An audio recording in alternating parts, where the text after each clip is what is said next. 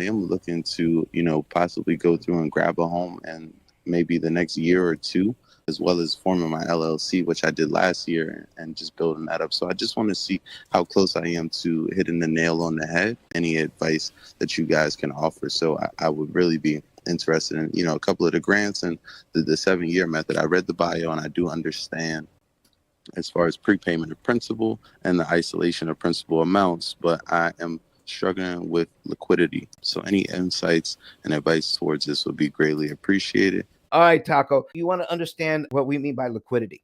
All right. So liquidity has to do with the funds that you have available to do something. And most people are unaware of all the funds that they have to work with. And they look at only the money they have in the bank or the money they have in their pocket as liquid. Are you following me so far? Sure, I do understand liquidity. I was just wondering how that applies in this aspect, but it sounds like you're headed that way. I am. So when it comes to liquidity, most people are unaware that borrowing money can be cheaper than using the money in the bank. So what we show people is if I can use somebody else's money, all right, let's say, for instance, I never pay cash for cars. I would never pay cash for a house. And they said, well, why not, Don? Because if you do that, you don't incur any interest costs. All right. But let's just say you have a methodology that you can borrow somebody's money and manipulate the amortization schedule so that you're not paying all the interest that the bank is looking for. When you figure out how much interest you can actually save, then what you then have is the amount of interest that you actually pay.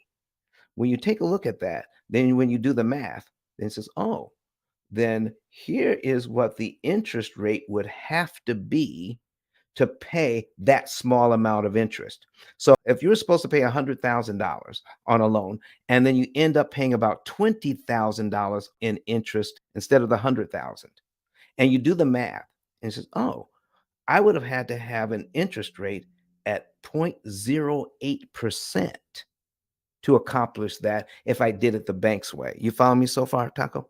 I think so. Okay. So if I can actually get the money that cheaply, I can take my cash and invest it and make a lot more money than I can use the bank's money and use it so cheaply. So if I could borrow money at 0.08% as an effective interest rate, then why use my cash to purchase something when I could put it into some sort of investment and make a lot more? So that's what we mean by liquidity. We take a look at everything you have, take a look at how we could use that, take a look at what the benefit is of using that money, and take a look at what the cost of using that money if we manipulate the cost and keep the cost low. So that's what we mean by liquidity, all of your money, whether it's in your pocket, in your bank, or in a line of credit. Sure. So effectively, if you're going through, or essentially you're going through and paying the principal instead of paying the interest. Right. So what we're doing is finding a way to give the bank back their money in a way that makes it impossible for them to charge us interest. But we're using our current budget. So most people, when they think of that, they say, where do I get the extra money to pay down on the debt to save the interest? You don't need extra money. You need your current budget following our program so that you can now give the bank back the money that you owe using your current budget at a much lower interest cost. So you don't need more money. We're going to show you how to pay less interest. I'm excited to see how.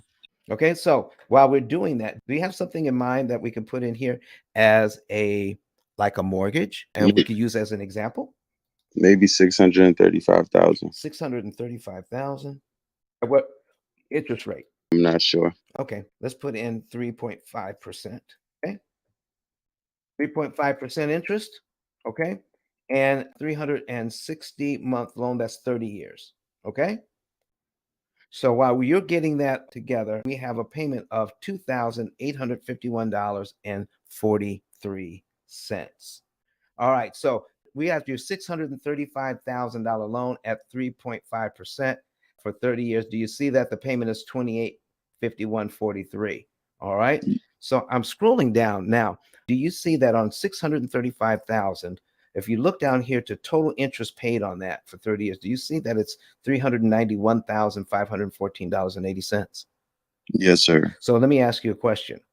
Does this $391,000 look like 3.5% of the $635,000 borrowed?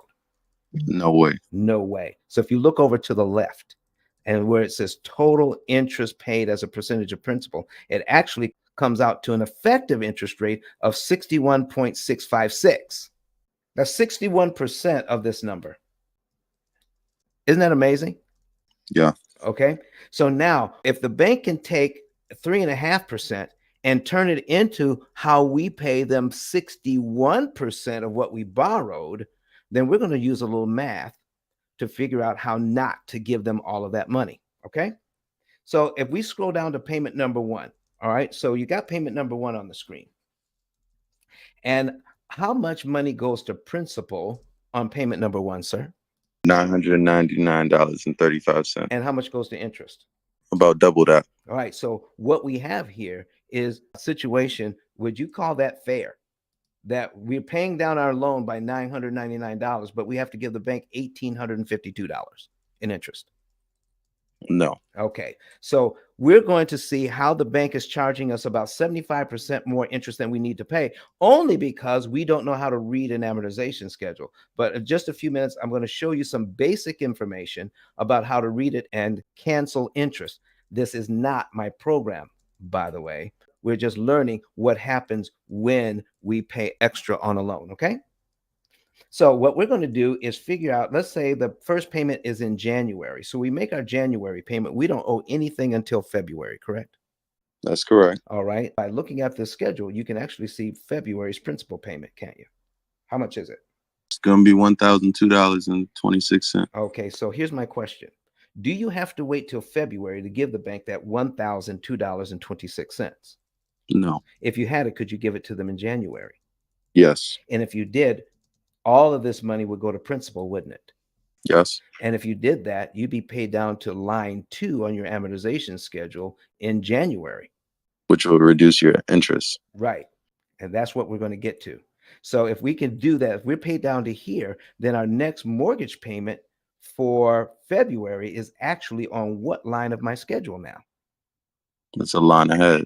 Yeah. So we're on line 3. So that's what we pay now. $1,005.18 in principal, $1,846.25. We just got rid of line 2 on your amortization schedule, not for the entire payment, but just for $1,002.26. Payment number 1 is now touching payment number 3. And the interest cost on line 2 of $1,849.17, what happened to that, sir? It's been reduced. To what? $1,005.18. So actually what it got reduced to is 0. That's interest you never have to pay. That total interest amount that we talked about before, the $391,514 has just been reduced by $1,849.17 you never have to pay. Did you know a mortgage worked like that? Yes and no. All right. But if we can save that, wouldn't that be amazing? Yeah, for sure. Okay. But Don has some valuable information that can contribute to the quality of a person's life. And it only costs you a few dollars. It's his book. Why not get that? I'm going to go through the P.I.L.L method myself with some of my investment properties. So I'm going to link up with Don, and then I'm going to sit down with him, show him my investment portfolio, and see how I can eliminate interest.